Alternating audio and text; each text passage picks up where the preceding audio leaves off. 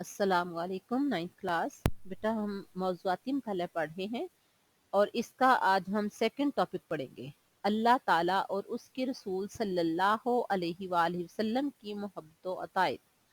تو اس کو ہم نے 4 حصوں میں ڈیوائیڈ کیا ہے۔ تو آج ہم پڑھیں گے حصہ اول۔ تو آئیے اللہ کا نام لے کر شروع کرتے ہیں۔ تو بیٹا ہم پیج نمبر 59 سے پڑھتے ہیں۔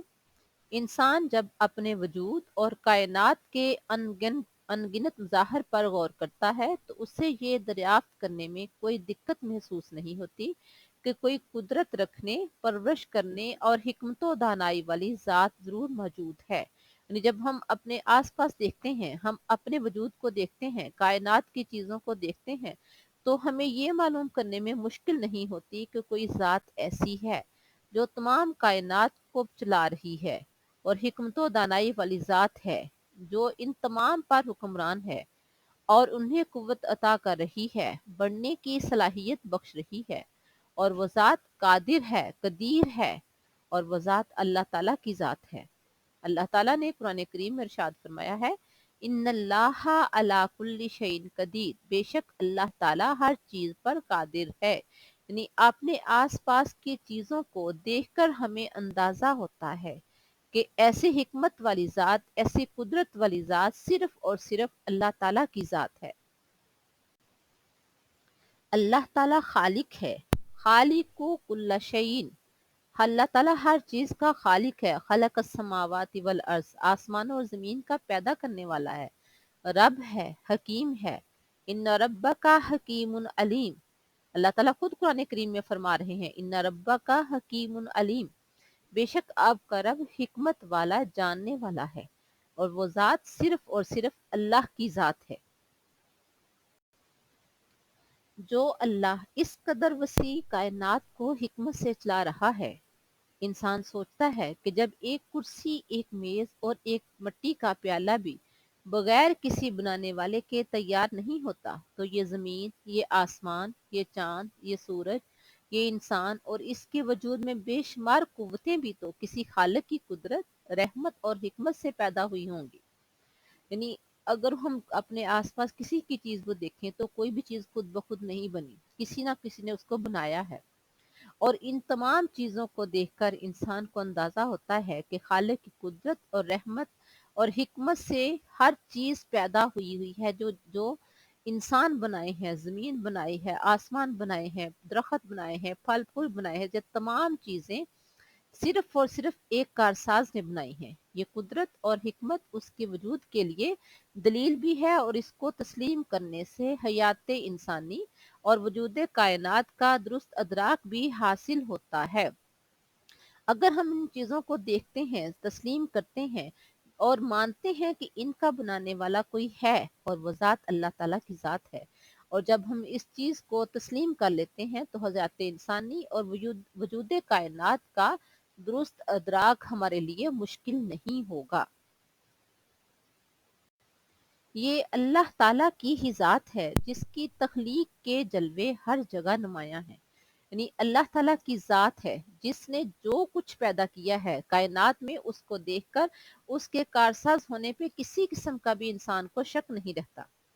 خود اللہ تعالیٰ سورہ آل عمران میں فرما رہے ہیں، ان فی خلق السماوات والارض، بے شک آسمانوں زمین کے پیدا کرنے میں، واختلاف اللیل والنہار، اور رات اور دن کے آگے پیچھے آنے جانے میں، لآیات لأولی الالباب، عقل مندوں کے لیے نشانیاں ہیں۔ یعنی اللہ نے آسمان و زمین بنائے، رات اور دن بنائے۔ اب دیکھیں، نہ دن رات کو آ لیتا ہے، یعنی ایسا کبھی بھی نہیں ہوا کہ سورج اور چاند ایٹ اے ٹائم طلوع ہوئے ہوں۔ یہ اللہ کا نظام ہے، دن آتا ہے، رات جاتی ہے، رات جاتی ہے، دن آتا ہے، یہ ایک سسٹم ہے۔ اور ان تمام چیزوں میں سے اللہ تعالیٰ فرما رہے ہیں، اگر کسی نے غور کرنا ہے تو وہ عقل مند ہی غور کر سکتے ہیں۔ اللہ کے پیدا کردہ چیزوں کو، آسمان اور زمین کو دیکھیں، اللہ تعالیٰ نے پانی پہ کھڑے کیا، آسمان ہم یہاں تک نظر دوڑائے ہمیں نظر آ رہا ہے، لیکن بغیر ستون کے۔ یہ تمام چیزیں اللہ کی پیدا کرتا ہے، اور لآیات لأولی الالباب، عقل مندوں کے لیے اس میں نشانیاں ہیں۔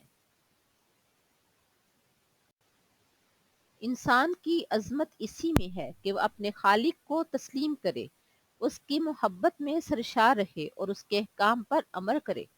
اللہ تعالیٰ کا فرمان ہے، سورہ بقرہ کی آیت ہے، یا ایہا الناس اعبدوا ربکم الذی خلقکم، یا ایہا الناس، اے لوگو، سوبدو، تم عبادت کرو، ربکم الذی، اپنے اس رب کی، خالقکم، جس نے تمہیں پیدا کیا ہے، جس اللہ نے تمہیں پیدا کیا ہے، نعمتوں سے نوازا ہے، دنیا کی ہر آسائش تمہارے لیے بنائی ہے، اس کی عبادت کرنا ہمارے لیے ضروری ہے۔ جس اللہ نے ہمارے لیے تمام سہولتیں پیدا فرمائی ہیں، اس اللہ کا شکر ادا کرنا، اس کی عبادت کرنا ہر مسلمان پر فرض ہے۔ جب ہمارا یہ یقین ہے کہ ہمیں اللہ کی عبادت کرنی ہے، تو پھر عبادت اور بندگی کا تقاضا کیا ہے؟ عبادت اور بندگی کا تقاضا ہے کہ پیدا اس نے کیا ہے تو حکم بھی اسی کا مانو، آنکھ اس نے دی ہے تو اس کی رضا کے مطابق دیکھو، کان اس نے عطا کیے ہیں تو اس کے فرمان کے مطابق سننے کی عادت ڈالو، سوچنے کی قوت اس پروردگار کی ہی عطا کردہ ہے تو ہر لمحہ اس کی ذات، قدرت، اس کے احکام پر غور کرو۔ یعنی ہم اپنی طرف سے کچھ بھی نہیں بنا سکتے، ہماری ہر چیز اللہ نے بنائی ہے۔ اس نے ہمیں کان عطا کیے، اس نے ہمیں سننے کی صلاحیت بخشی، سوچنے کی قوت بخشی۔ جب ہر چیز ہمیں اللہ کی طرف سے عطا کردہ ہے تو پھر ہمارا بھی فرض بنتا ہے کہ ہم اللہ کے احکامات کو مانیں، اللہ کے احکامات کو مانتے ہوئے اللہ کی عبادت کریں، اللہ کا شکر ادا کریں۔ اگر ہم اللہ کا شکر ادا کرتے ہیں تبھی ہم دنیا و آخرت میں کامیاب ہو سکتے ہیں۔ اللہ تعالیٰ کا فرمان ہے، یا ایہا الناس اعبدوا ربکم الذی خلقکم، اے لوگو، اپنے اس پروردگار کی عبادت کرو جس نے تمہیں پیدا کیا ہے۔ جب ہم اس چیز کو مان لیتے ہیں تو پھر ہمارا فرض بنتا ہے کہ ہم اللہ کے ساتھ محبت کریں، اللہ کے بتائے ہوئے احکامات کو مانیں، ان احکامات پر عمل پیرا ہونے کی کوشش کریں۔ اب اس میں سیکنڈ جو ہمارا ٹاپک آ رہا ہے وہ ہے اللہ تعالیٰ کے ساتھ محبت۔ جب ہم ان تمام چیزوں کو مانتے ہیں تو پھر ہمیں اللہ کے ساتھ محبت کرنا ہوگی۔ کس طرح سے؟ سوچ کا درست زاویہ محبت الہی کی دعوت دیتا ہے۔ جب ہم ان تمام چیزوں کو دیکھتے ہیں، مانتے ہیں، تو پھر ہمارا دل چاہتا ہے کہ ہم اللہ سے محبت کریں، ہمارے پیدا کرنے والے سے محبت کریں، جس نے ہمیں اتنی نعمتوں سے نوازا ہے اس سے محبت کریں۔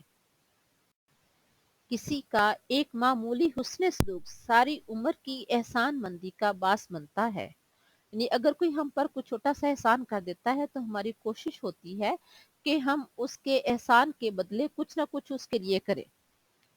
جب ہم اس چیز کو مان لیتے ہیں کہ ہم کسی کا احسان مانتے ہوئے ہم اس کے شکر گزار ہوتے ہیں، تو ہمیں اس اللہ کا جس نے ہمیں زندگی بخشی ہے، اس کا اللہ کا شکر کیوں نہیں ادا کرتے؟ اس کے لیے ساری عمر محبت کے جذبے کو کیوں نہیں پروان چڑھنے دیتے؟ کیونکہ جو مومن ہے وہ واقعہ ہی اللہ تعالیٰ سے محبت کرتا ہے۔ اللہ تعالیٰ نے سورہ بقرہ میں فرمایا ہے، وَالَّذِينَ آمَنُوا أَشَدُّ حُبًّا لِلَّهِ، جو لوگ ایمان لائے وہ اللہ سے بہت محبت کرنے والے ہیں۔ یعنی اگر کوئی دنیا میں ہم پر چھوٹا سا احسان کرتا ہے تو ہم اس کے شکر گزار ہوتے ہیں، تو وہ اللہ جس نے ہمیں پیدا کیا، صحت مند انسان بنایا، زندگی کی تمام نعمتوں سے نوازا، ہم اس کا شکر کیوں نہیں ادا کر سکتے؟ ہمیں اس کا شکر بھی ادا کرنا ہے اور اس سے اپنے محبت کا اظہار بھی کرنا ہے، اور محبت کا اظہار اس کی اطاعت و فرما برداری کر کے کرنا ہے۔ ایمان کی تکمیل محبت کے بغیر ممکن نہیں، کیونکہ جس عمل میں محبت کار فرما نہ ہو وہ کھوکھلا اور بے توفیق ہوتا ہے۔ یعنی اگر کوئی کام ہم اپنے دل سے، اپنی خوشی سے نہیں کر رہے تو اس کا مزہ نہیں ہے۔ اسی لیے اگر ہم عبادت کرتے ہیں لیکن اللہ سے محبت کے ساتھ نہیں، صرف ایک فرض سمجھتے ہوئے، تو اس کا کوئی فائدہ نہیں ہے۔ کہا جاتا ہے کہ محبت کرنے والا جس سے محبت کرتا ہے اس کا فرمانبردار ہوتا ہے۔ ایمان کا تقاضا ہے کہ اللہ سے محبت کی جائے۔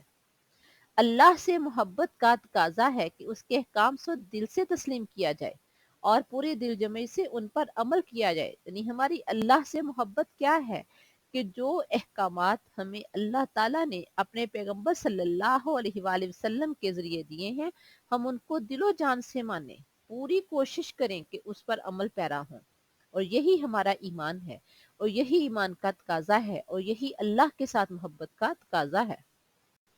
اللہ تعالیٰ کا فرمان ہے، اطیعوا اللہ و اطیعوا الرسول، اللہ اور اس کے رسول صلی اللہ علیہ وآلہ وسلم کی اطاعت کرو۔ اللہ کی رحمت ہے کہ اس نے ہر دور میں انسان کی رہنمائی کے لیے انبیاء اکرام مبعوث فرمائے۔ اللہ تعالیٰ کا فرمان ہے، سورۃ النحل کی آیت مبارکہ ہے، وَلَقَدْ بَعَثْنَا فِي كُلِّ أُمَّةٍ رَسُولًا، اور بے شک ہم نے ہر امت میں رسول بھیجے۔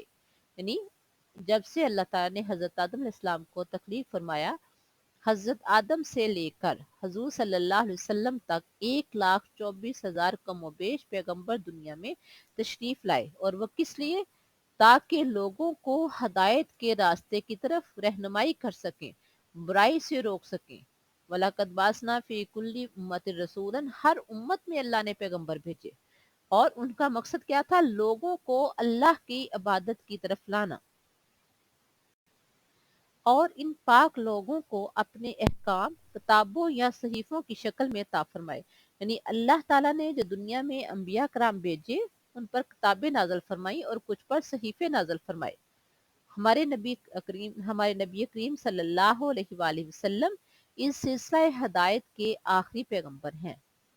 قرآن مجید جو آپ صلی اللہ علیہ وآلہ وسلم پر نازل کیا گیا دائمی ہدایت کی کتاب ہے، دائمی مین ہمیشہ رہنے والی، اور انسان کی فلاح کے لیے آخری پیغام عمل ہے، فلاح مین کامیابی کے لیے، جس پر عمل پیرا ہو کر دنیا میں کامیابی اور آخرت میں نجات حاصل کی جا سکتی ہے۔ یعنی اگر ہم چاہتے ہیں کہ دنیا میں اور آخرت میں کامیاب ہوں تو ہمیں کیا کرنا ہوگا؟ اللہ اور اس کے رسول کے احکامات کو ماننا ہوگا۔ کس طرح سے وہ آگے ہم انشاءاللہ ڈسکس کریں گے، اس میں قرآنی آیات اور احادیث کا بھی اضافہ کریں گے۔ اللہ تعالیٰ اور اس کے رسول صلی اللہ علیہ وآلہ وسلم کی جب تک ہم اطاعت و فرما برداری نہیں کریں گے، تب تک ہم دنیا آخرت میں کامیاب نہیں ہو سکتے۔